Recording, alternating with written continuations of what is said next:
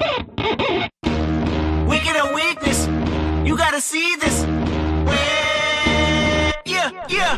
Hey, I remember. Hi, I'm Paul Warren. And I'm Ryan Klein. And this is another episode of SEO is Dead and Other Lies.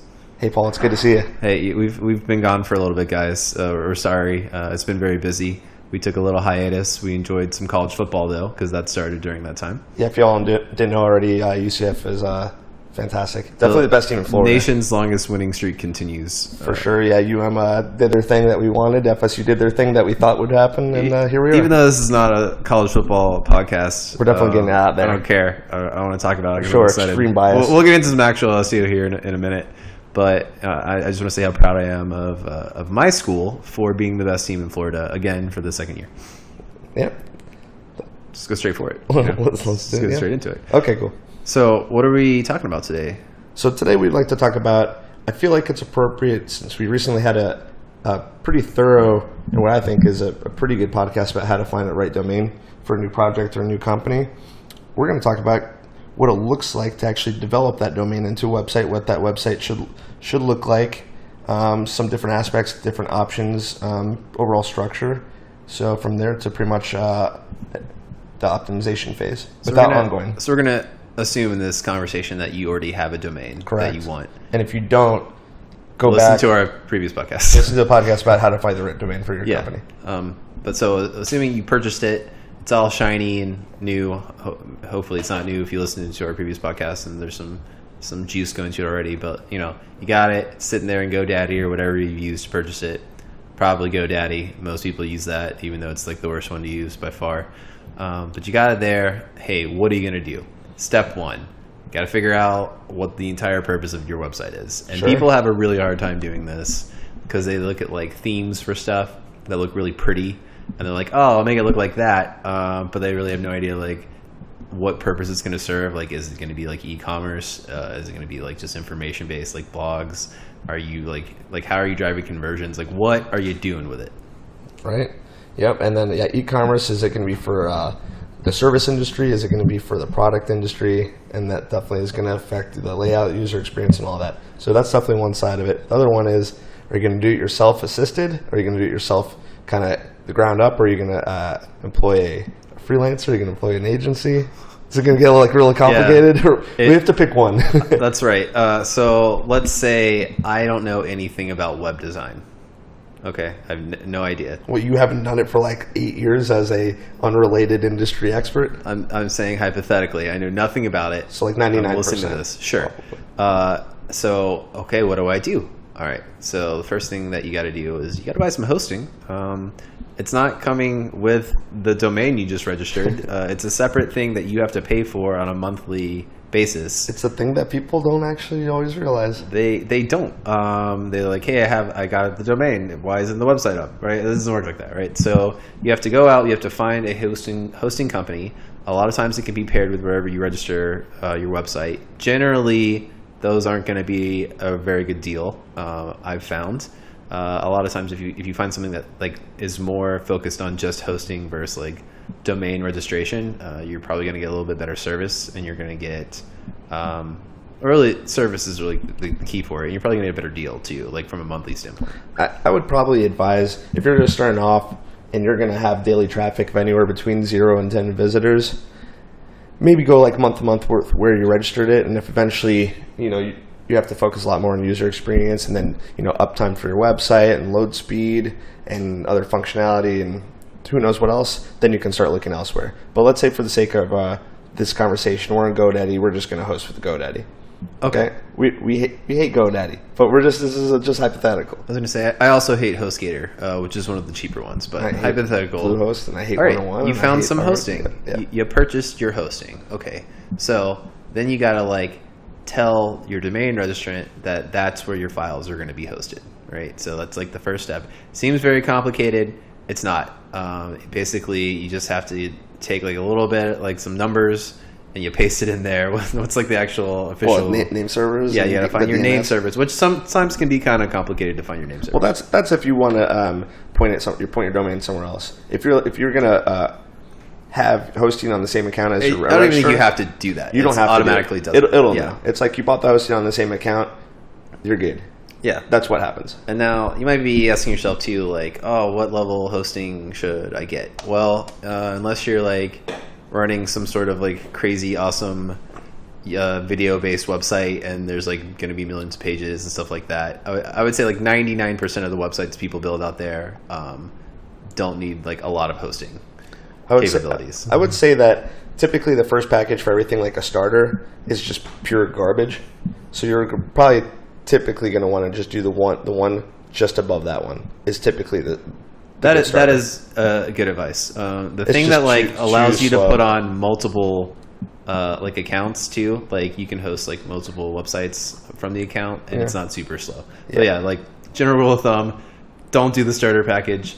Also, you can usually find like some good Groupons or something out there. There's some sort of coupon where you get like a super cheap rate for like the first year, or like 30% off for like the first year, or something like that. You're not going to try to be paying full price for any sort of hosting. Yeah, there's a million like offers out there for things like that. So like always like check that out before you end up purchasing like the hosting for it. Yeah, and then keep in mind like starter packages, it'll typically say something along the lines of one domain, one SQL database, something about email, something about like RAM, and it's all going to be bad. Something garbage. It's just all bad. Garbage, right? It's just bad. So garbage just in, garbage out. Just do the second one, because if you ever want to like host another domain for any particular reason, you'll be set up to do that too. Okay, so now we have hosting, and now we have access to a cPanel. Oh man, so what's a cPanel? I have no idea. You don't? Why is it a D panel? I don't know. I'll tell you why that doesn't really matter. I'm assuming the C stands for control, but I don't know exactly. Yeah, it's just basically an area that you can log into your hosting that allows you to build a lot of different things, do a lot of different things for like a website. So if you want to install a theme, if you want to install a CMS, which is a content management system, there's a lot that you can choose from. The most popular on the planet is WordPress by far. It's easy to find someone to do like development work. It's easy to find themes for that. So all of that stuff is going to be installed through your cPanel. Then you want to talk? We should probably talk a little bit about like FTP though. Like, I mean, FTP is going to come into play nowadays more for troubleshooting. I mean, obviously back in the day, you used to make an FTP account for make HTML websites. Yeah. Or you could have done file manager, and you could have done like a code editor right into your file manager. But those days are long gone, and the only time that I typically do HTML landing page is if I'm doing it for a pay-per-click or something. Yeah, you're doing just a landing page. Because it's just like super quick, you can't beat easy, the speed. super fast. Yeah. Well, yeah, probably anyone listening to this still at this point doesn't know how to do any of that stuff anyways. Like you probably don't know like CSS or like anything. And so you're looking for a CMS to manage all of your stuff for your website. Yeah. So what you do, there's going to be like an area where you can do like install scripts. You're going to click, I want to install this CMS. Generally, it's going to be WordPress, or it could be Drupal. There's like a bunch you can choose from, but we'll worry about WordPress. I would suggest WordPress. Yeah, because you got Drupal, you got Joomla. Yeah, let's not worry about those. Yeah. But then the different ways it's going to say in the cPanel, it's typically going to be either some sort of generic like one-click install section, but most of the time it's either going to be Softlicious app installer, or it's going to be Mojo Marketplace. So Softlicious one-click installer app installers are like pretty straightforward. You'll click on it, you'll see WordPress, and you'll just follow directions. The tricky thing about Mojo Marketplace is you got to turn stuff off later on. It's bullshit. Yeah. So when you go there, it's going to make it seem like the only way you can install WordPress is to pay money.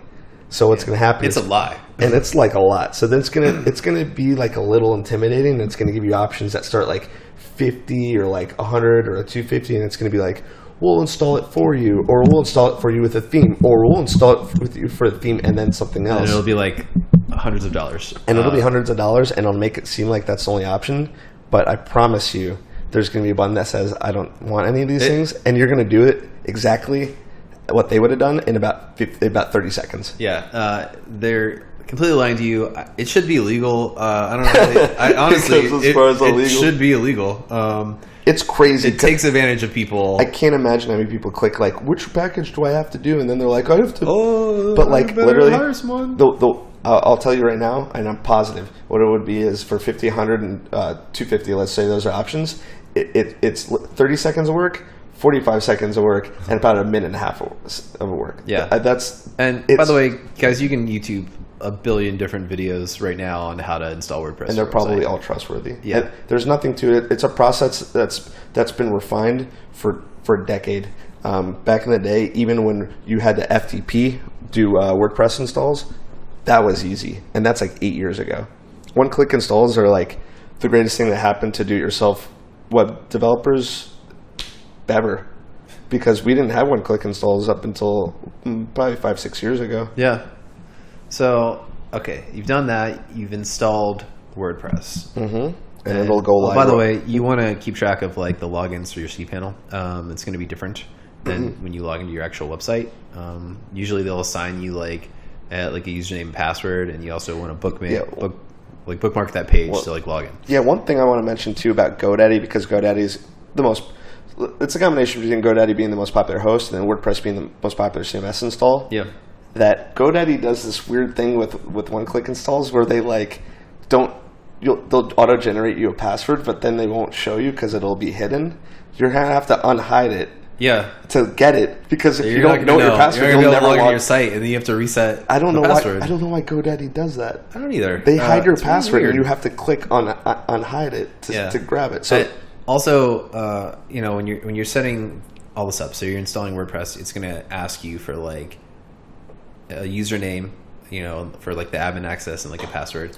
And like, don't make it like admin and like some BS like admin gets brute forced all the time. Yeah, and like, people hack them. Yeah, like it's like no joke. Websites get hacked all the time. Like the software that just do it, it's really really easy to do.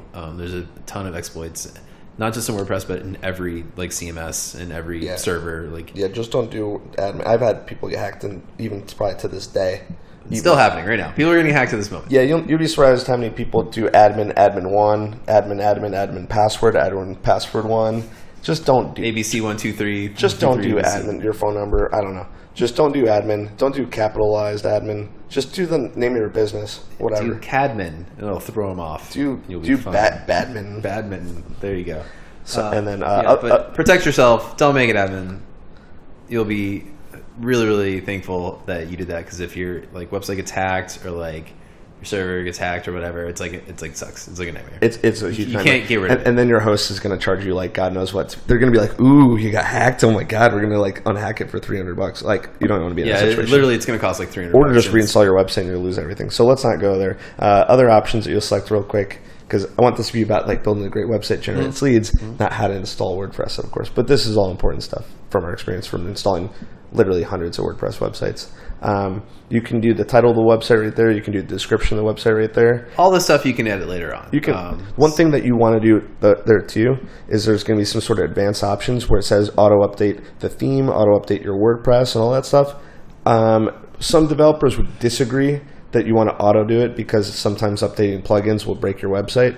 But for most small, medium-sized business owners, they're not going to be installing anything too crazy where a plugin would probably break. They're generally going to be installing plugins that are pretty simple. Yeah, downloaded and are updated very frequently, and there's not going to be a lot of custom anything done on those sites. So, I would say for 95% of the people out there starting a website, do that for sure.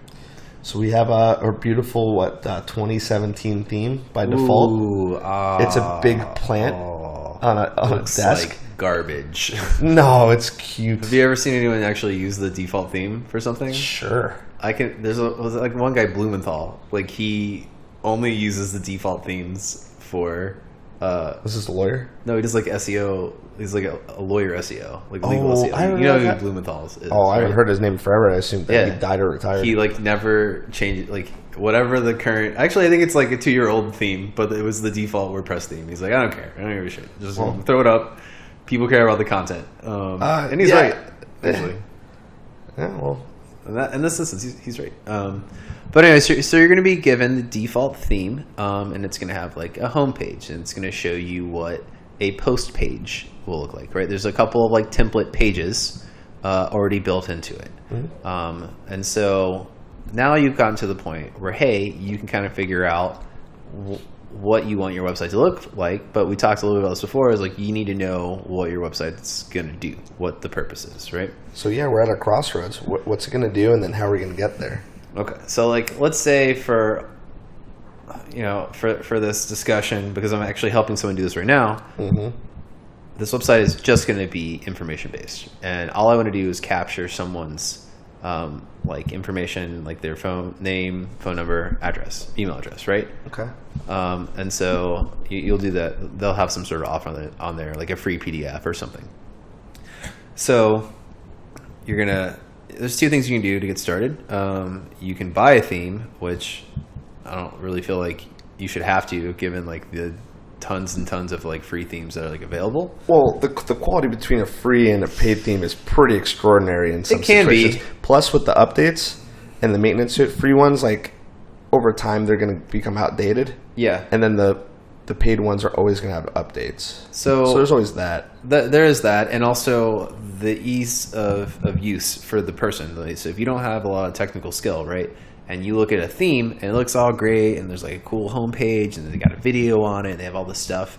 Well, that's not always included when you download the theme, and you have to set some of that stuff up, and you kind of have to know what you're doing to make it look like that, to actually like create the site how you saw it when you previewed a theme. So if you go with like a premium level for that theme, like a paid version of it, and usually they're about $40 to $100 for like a theme. Yeah, 100, even 100. Yeah, that would be very high end. That's like the high, like that's probably generally like, high end's like the highest. That's you're probably like see. a crazy e-commerce with pretty intense functionality or something. And you can go to a place like Theme Forest. Theme Forest is where it's probably it's at. Yeah, that's always where I usually go if I'm shopping themes or something like that. But so you have those options. You can get a free one, or you can get something more robust. That's going to be a lot easier to edit. Where do you get the free ones? I can't think of one off the top of my head. You just go. I just search for them. Just like popular free WordPress themes. Yeah. So when you're installing a new theme, you'll be able to click on theme, and then it'll take you to a page where it has like, add new, and you can click on add new, and it'll give you options to look through. And installing a theme is pretty simple. Yeah. So people can be actually like really overwhelmed by this. So if you're doing it like the free themes that they have available, like through WordPress, you're logged into your website through WordPress. It's literally just like you click a button and you hit activate, and boom, it installs the theme, and it's good to go. Now, if you purchase a theme, you might be like, how the hell do I get this theme into my website? Mm-hmm. It's really simple. You just basically download it, and then you'll hit upload, and you'll just upload all the files. Right. When you download or purchase it, there'll be a zip file. Yeah, you just upload the zip file straight into it.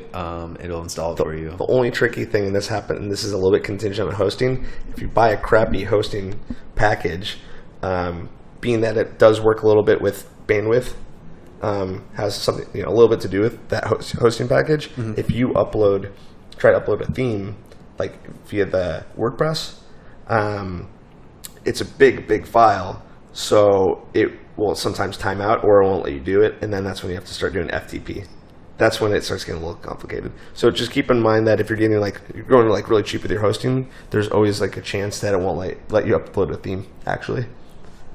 So let's say you've done that, you got it uploaded, it's looking good. Let's not talk about the negative. Yeah. All right. Let's talk about the ideal situations. Before you even get started with like finagling, making things look different in there, which you'll be confused about if you're new to this. You just need to like watch a lot of YouTube videos and get some direction on how to edit these different things. That's really all you gotta do. It really is. You'll be a web dev, and you'll be like, why would I ever pay for anyone for this? We're going to talk about plugins next, right? And so these are pretty important because they allow you to do things to your website that you wouldn't be able to if you didn't have them, right? So they're just like little kind of code that you can install. It's basically code injections into your website. That's right. And it allows you to basically like edit things that you wouldn't be able to do, or add features that you wouldn't be able to do that just are standard in that thing. So think like an interface for SEO that's way easier. Adding chat functionality, adding pop-up functionality, adding social media widgets easier, adding sliders without having to program. It's basically people and developers that have coded these nice chunks of code in PHP and JavaScript, like things that take people years to do, and then they just kind of hand it over to you, and then you just take it and you run with it. So whatever SEO will usually always download first is some sort of like SEO plugin. The most popular one is going to be Yoast. Which one are you on nowadays? I've flip-flopped over the years, but now I mostly do all-in-one. I like all-in-one. I still use Yoast a lot, just because I've used it so long that I'm like really familiar You with probably it. wouldn't recommend people doing both No, you just need one. because they would conflict. They just- could conflict with one another. Just download one of them there.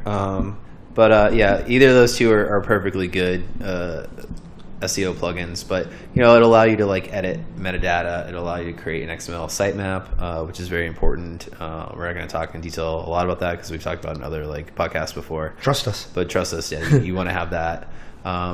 It'll allow you to like kind of set default settings for like your page titles and things like that across your website, making it a little easier when you're creating content. It's basically like a way to get pretty interfaces for things instead of having to like dive into code and actually like hard code things. Yeah. Also, it makes it really easy if you want to install Search Console or Google Analytics. Right. It's just like you just kind of put your code You don't right have in to, there. log into the back and like do a script in the header. Hard code stuff in there. Yeah, it does. It takes care of that stuff. It'll just like transform that just into one clean field. Yeah. And so you've done that. There's a lot of other, you probably want to have a contact us plugin. I think contact us. Yeah, no one's trying to code a Form contact 7. form because that's wild. Yeah, is like the most popular one. Actually, Gravity Forms is Gravity Forms is a better really now. Is a really good one too. I think that we actually cleared out every single one of our clients' websites. We removed every single contact form 7. It's Gravity now.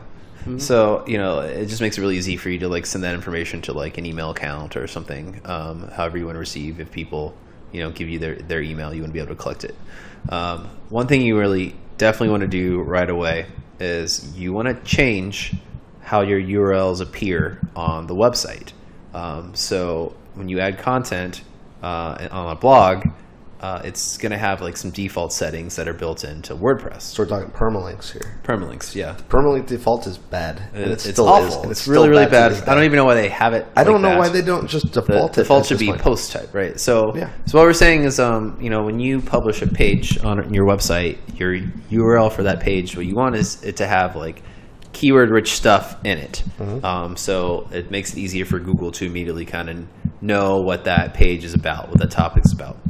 And the default settings, it's just like I think a bunch of random like post numbers or whatever. It's just a bunch of random gobbledygook. It doesn't really mean anything. It's not useful to SEO at all. So you want to definitely go in there and choose like the post type to be the URL. Is there any other Post situation title. when you wouldn't want it to be? I mean, there's some like unique things probably with like websites where you do searches and stuff and you're getting a bunch of like different results. There might be some like e-commerce level things that you might want to do Because typically it just adds like more tiers. Yeah, and it makes crawlability tougher. forums that makes like a lot of pages that you don't particularly care about having. Like it might make a super super long URL with like a forum. Yeah. So there's some specific settings and stuff, but for most people you're just going to want that post type. It's going to be a nice clean keyword rich URL to help you rank later on. Indeed. Okay. So Otherwise, it's like P equals and then the post number. Bunch and of it's- garbage. And it's Just a ugly. bunch of shit. Bunch of it's nothing. ugly and it's crap. So you've done that. Now what do we want to look at? What Maybe do we gotta get more pumped up about next steps. Ooh, what's the next steps? Well, the thing is that if you purchase a theme, one thing is that there are typically different demo imports, and that's like a big part of it because you might get a theme. So let's say you purchased on ThemeForest, and let's say you actually got it for free, and you saw previews, and you're like, oh my god, if this is what my website could look like, I'll pay like freaking whatever. Hell yeah. Because it looks awesome. And then you install and you did everything we said, right? You uploaded it, you hit activate, and you're like, this doesn't look anything like that preview. Is it broken? Did I not like? What did I do wrong? Well, you probably didn't follow documentation. How did I fuck up? But the thing is, what's going to happen is you're probably going to have to start by going to like, I guess the under settings reading. And you're probably like selecting your home page is going to be home. Your post page is going to be blog. That's the first. Yeah. So these themes will actually have like default settings for pages that you can set like at the page level most of the time, and it's going to be like over. I don't want to explain it visually because we're on a podcast and that doesn't make any sense. Yeah, it's going to be brutal. But just know that like there's a thing for that, and like what Ryan was saying too is you want to have like your homepage set because it's going to be defaulting to like a post page. Right? It'll be a blog feed. Yeah, because WordPress was invented as a blog, like CMS. It still is. It still is. .com. Despite everyone using it for not that, but yeah, it was. Even now, like if you sign up for a website on like WordPress.com, which you can still get, you're going to be set up with that default. Isn't that funny how like WordPress like developed it as a blog platform, and they're like, holy crap, this might be the best website platform ever created. I mean, it's really kind of funny because like there's a lot of websites that like people like shit on, but it's like Wix. Do you know what I mean? Like Wix developed Wix to help people build websites that aren't like on a Wix subdomain, or you know what I mean? Like it sucks compared to the thing that was built to be a subdomain for bloggers. That's pretty funny. Yeah. Well, and then a lot of e-commerce websites are still Shopify, and they're like really good. Yeah. Like I just sometimes I'll have a client that comes to us and they said, it's on Shopify. Can you keep on Shopify? And it's like, sure, if that makes your life easy, we can definitely do it. Yeah. But you want to set your homepage, and then there's going to be a lot of like settings and stuff too within there, because it's not going to look quite like how your theme looked yet. You still got a couple more steps. So that's going to come down to the demo import, and that's going to be in the whole package that you downloaded once you get the theme. You're going to have to read your documentation, and you're going to have some sort of. I think it goes beyond an XML. I don't think it's just an XML. I think it'll tell you in the documentation. I think it's like even it. Anyway, it's a document, and your theme is going to say import, and then it's going to be like warning. Once you import this, it's going to delete anything that you ever did. So don't start like writing blogs. Don't start editing pages. Yeah. Don't be like set all this up first before you publish. Don't content. be like, well, I need a blog on my rings. I need one on earrings. I need one on headbands. Like don't do anything. It's going to probably delete all of it. It's going to go bad for you. So you do the import, and then you're going to look at your website, and you're going to say, oh, it's starting to look a freaking lot like that preview I actually got. The next thing is probably going to be, it's going to say, oh, you need all these plugins to finish it. So what's going to do is probably going to be like, this theme, you're going to get a warning probably at the top that says this theme needs like X, Y, and Z plugins. Install those, activate them. It's going to look a lot closer. Oh man, my site looks great. And it's going to be almost right there. So let's say you did it, you followed the documentation to T, and then the preview looks exactly like, but you can't obviously have, that's on your website, but it's almost there. How are you going to start switching out images, and then how are you going to start editing, content? That's a good question. It's going to be different. So what do you do about images? Well, I mean, you got to go in there and you got to see like where those images are being added. Well, but you have to have your own images. So I use Shutterstock. So you're saying where do you find images? Mm-hmm. So well, I'm a Shutterstock how guy. legal do we want to get here? We're going to get pretty squeaky clean. Pretty squeaky clean? All right. Well, there's lots of free places to get web images. I believe Pexels is one. They have a huge repository of free images and videos that you can use to build a website. Mm-hmm. You can do a simple Google search and refine the search for fair use images, and then you can use anything that they show you there. You can actually even refine it to like the size that you want. One thing I do want to say is if you have like a good image that you want to use, and let's say you click on it, you're like, great, love this image, but it's huge, it's gigantic, right? Well, you're going to want to resize that to fit the dimensions of like your website, so it's not trying to load this giant image file, slowing down your website. So it's like a little optimization that you're going to want to do. That you can use a website called Pixlr, which is just basically like a free version of Photoshop. It's like web-based. You don't have to sign up for an account or anything. You just go in there. You can click. I'm kind of a big MS Paint fan, but MS Paint. But the quality you diminishes. can do that as well. The quality is diminished. Well, it's just because sometimes it's super quick, but the quality tends to get pretty brutalized. Yeah. So listen to Paul. Yeah. So those are both really good options there. But there's a ton of. I generally don't pay for an image or video unless it like is for specific branding purposes or like advertising reasons, and I think it's going to convert, and I have a reason in mind, like I want to get sales off of it, or it's like a Facebook ad or whatever. So like I generally like don't like pay for images if I don't have to. Well, we have like agency Shutterstock account, so we just go to town with that one. Yeah, but if you're like a one-man shop, you can buy them like per image. I would say like, if you want a really great slider image or like the hero image or anything above the fold, that might be like the one where like fine, drop like $20-$30. But Yeah, everything else, they're not going to be that expensive. If you, it could be. Well, it shouldn't be. They shouldn't be. They could be though. You might pay $30 for like one of the images that you want, but there's still. I mean, if you like, I want to stress this, that you can definitely get in trouble for having images that are like copyrighted on your site that you didn't pay for. Oh, for sure. I've had people that got letters and they're getting sued right now. Yeah, like you get sued. Like they charge you. They're not messing around. Law firms do on behalf of photographers. I don't know how they figure out an arrangement, and they ask for like a lot of money per image. They might ask for like $500 per image, and if you got like 8, they have a very, very serious and very like solid case against you. That's pretty hard to avoid.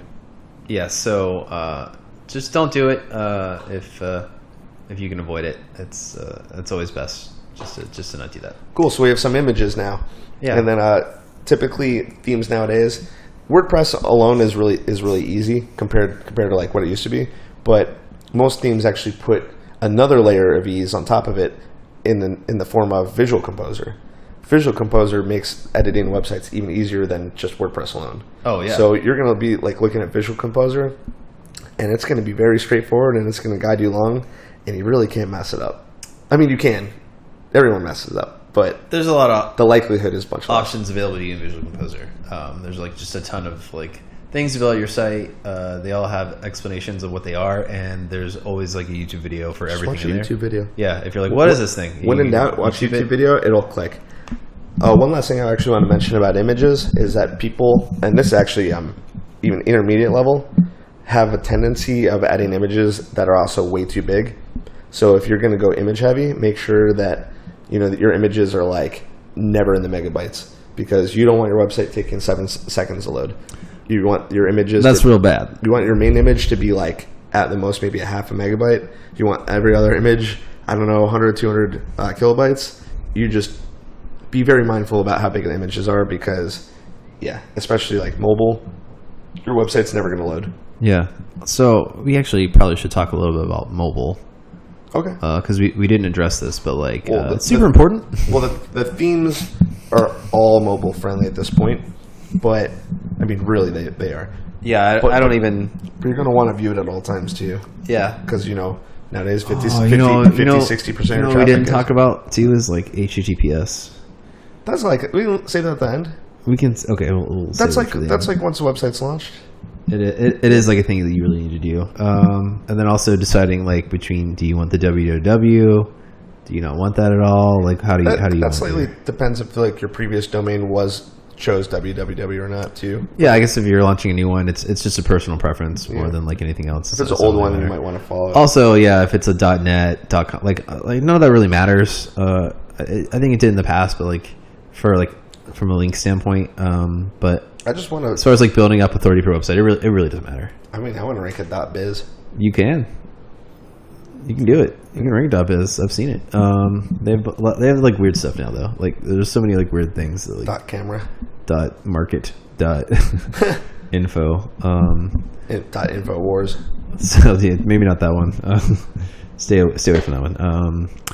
But yeah, so we've gone through all that. I think now at this point you're ready to be writing some copy. Cool. Well, you might want to configure some menus and stuff too.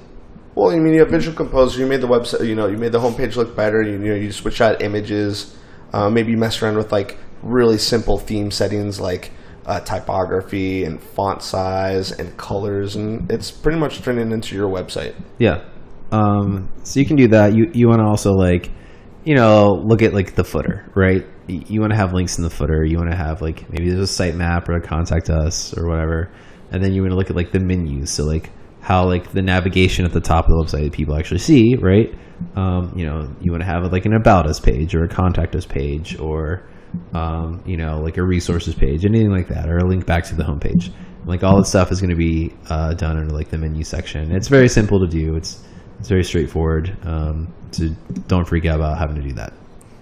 Yeah, don't forget. Don't freak about any of it. It's really not that hard. I mean, watch YouTube, and if you're really stuck, just ask like your grandson or your son, because they always Or a young person. a youngin', they just know. They've find a never done millennial. it before, and they click a couple things and they'll figure it out. If you're really stuck, that's when you start maybe looking at a consultant route to kind of supplement the work. Or like you need something really, really like awesome, like a really awesome type of website that like. I guess we like that would like move into the next part is like what happens if I want to do it myself, like real quick, because that's a whole other story.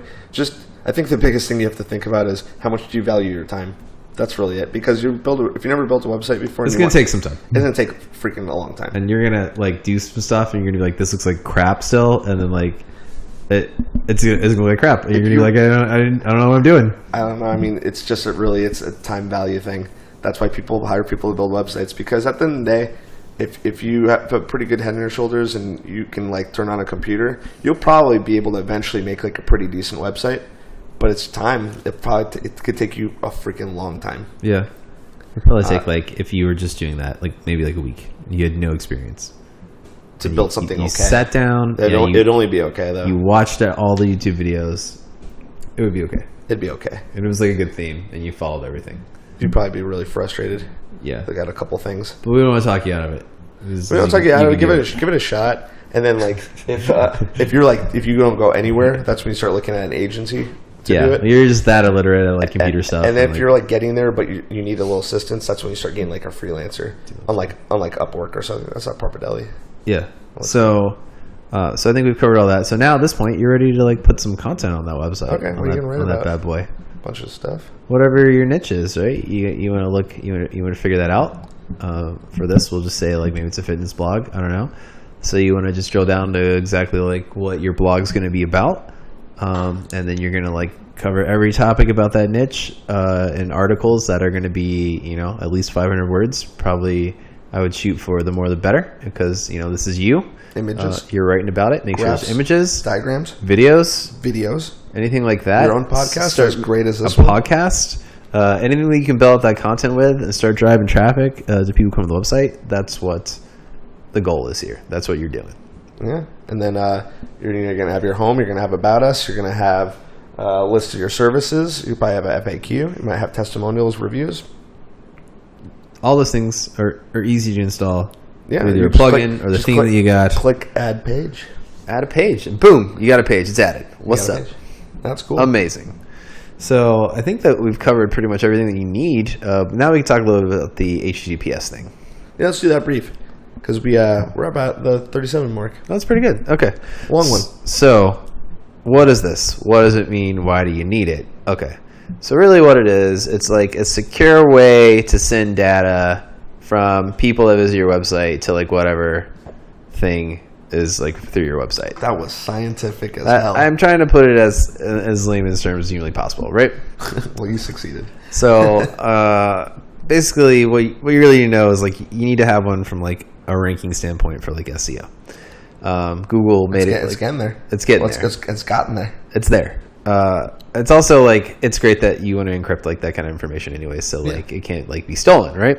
So you're gonna have to buy an SSL certificate through your host, or generally it's like your host. Yeah. I don't know if you can buy them from a separate thing. I think. Yeah, but you're just making it like more complicated. Yeah. You don't make it complicated. So and honestly, they're not like super cheap.